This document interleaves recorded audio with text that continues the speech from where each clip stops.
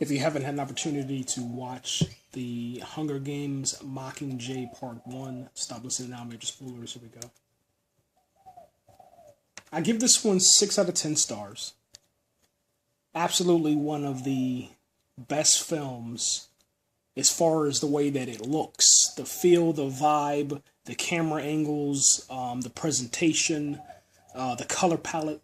I think Francis Lawrence once again did perfect job, man. I think he is the director to bring justice to the franchise, but this one did no justice whatsoever. I don't even know where to begin. I mean, we went from the Hunger Games Catching Fire, which is in 2013, and then we come here to Mockingjay Part 1, which is obviously today, November 21st, 2014, and it's a totally different film. Which I expected it to be a totally different film. But it's like a foreign object. It's so foreign. It doesn't resemble anything that we've seen on film. Everything's inside, everything's secluded, everything is gone. There's no action. There's drama and suspense in the wrong locations. I don't know what to say, man. I really don't know what to say. I gave it perfect editing, perfect score, perfect CGI. I'm not going to say anything about the acting because the acting should be, nothing but excellent.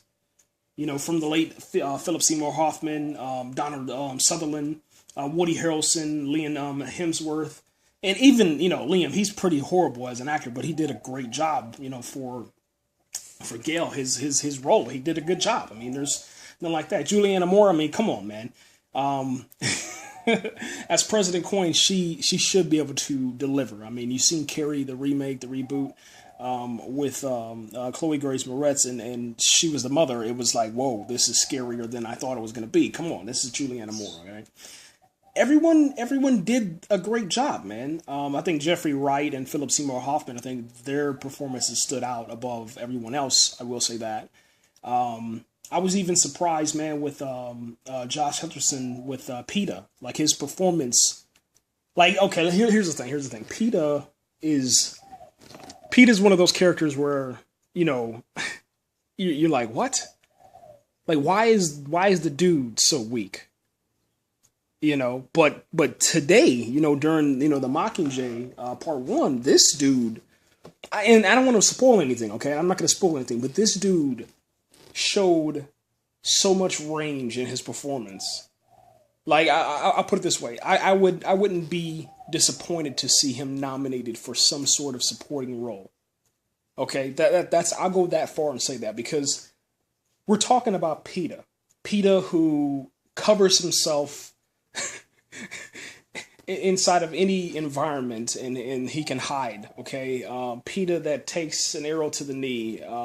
Peeta that, gets backhanded. Peeta that almost drowns. Peeta that does pretty much nothing throughout the entire series. But now he's acting. I'm not going to say anything else, but just did a great job, man. For this Mockingjay Part 1, I think that something was just missing. I don't know what it is. I can't even put or wrap my mind around it. I can't point a finger at it. I can't really point at anything particular that would, I guess, identify the problem or the issue. I can't do that. But what I can say is maybe they tried too much. Maybe breaking the book up into 2 parts to try to tell this story, which the story is usually not, I guess you can say, confined to, Jennifer Lawrence, Katniss Everdeen's perspective. The book is able to branch off to other characters. With this one, since you're telling the story through her and using her, and she has to be in every scene, it's just strange, She's sitting there watching screens the whole entire time. The next time she's sitting there and she's trying to explain things that happen, and people are trying to explain things that happen to the situation, and it's just, I don't know. It's like you went to a movie to watch a movie, but you watch the characters watching movies and watch the characters watching performances.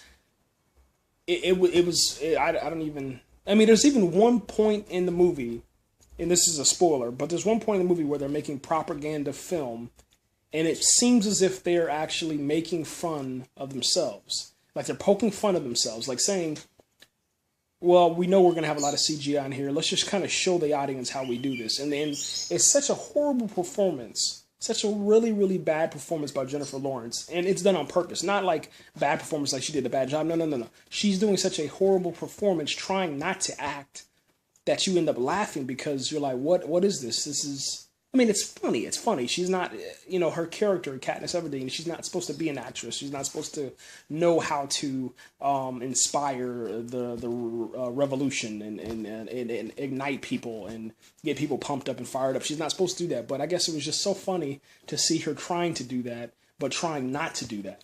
Like she's getting paid to act that role out, but she was doing it so well that it seemed like she should not be in the role. Do you see what I'm saying? And I guess one of the most frustrating parts for me is just, complete frustration to where, I don't know, I wanted to run out of the theater and maybe just grab 2 steaks, place them down on the floor, melt them down to where, I wouldn't have to hold them there. And then after that, jump up in the air to where my body was actually parallel to the ground and then impale my eyes on the stakes to where they, went through my eyes, through the back of my skull, broke my skull out, and then you could see like blood and guts everywhere. That's how bad it was sitting there. This cat scene, that's the one I'm talking about. There was no reason at all for the final act to have your sister go back upstairs and get a damn cat and bring the cat back down and then, risk being locked out forever and dying. It would have been ultimate death if you would have not made it back inside of those doors when they closed. And then you had the countdown again, And I don't know, maybe it was just all of those different MacGuffins and all those different little tricks that they use for movies. I guess it was just overkill, And I think that one thing that we should have seen, The Hunger Games was pretty violent. It had, children being murdered, children murdering children. It had scenes like that. It had people being murdered. But for some reason, it didn't do anything. I mean, even like President Snow, like he was pretty, Dick Dastardly, mischievous and stuff like that. But he wasn't like the bad guy that I thought he should be in this one, and whenever Peeta, and this is kind of spoilers, but Peeta gets beaten, they don't show Peeta getting beaten. What they show is like over time, they show him, he has like a chubby face, like he's eating. The next scene, he has like a black eye, and then his skin is a little bit pale. And then the next scene, he lost more weight.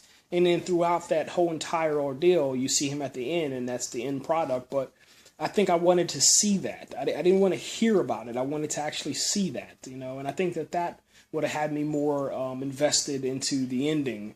And I think that's where it went wrong at. I don't really understand the reasoning behind this, man. Here's the thing: Mockingjay Part 2 better be the best goddamn movie ever put out by Hollywood, or this whole franchise is done.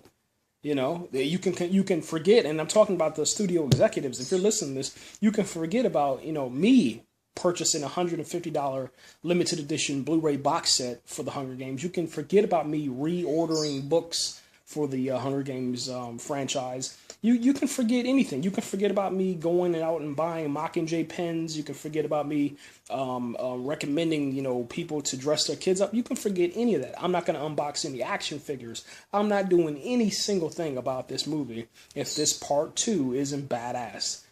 Pretty much you're in the same situation with damn Transformers, man. When Transformers, the Age of Extinction, is a better movie than your movie, you have issues. Do you see what I'm saying? If Transformers Age of Extinction, which is complete shit, if that movie is better than your movie, then obviously you've done something wrong. If I can go out right now and say, you know what? If I'm walking into Walmart and I see The Hunger Games, Mockingjay Part 1, and I see Transformers Age of Extinction. Transformers Age of Extinction is for $34, and you get the Blu-ray 3D, the Blu-ray, you get the DVD, you get the digital HD, and then you got a $8 an $8 Hunger Games Mockingjay Part 1. I'm going to pick up Transformers.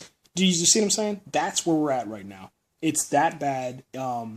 Here's the thing. If you're a fan of the Hunger Games, if you're an absolutely huge fan, if you're one that read all the books, if you absolutely love this franchise, go see this movie in the theaters.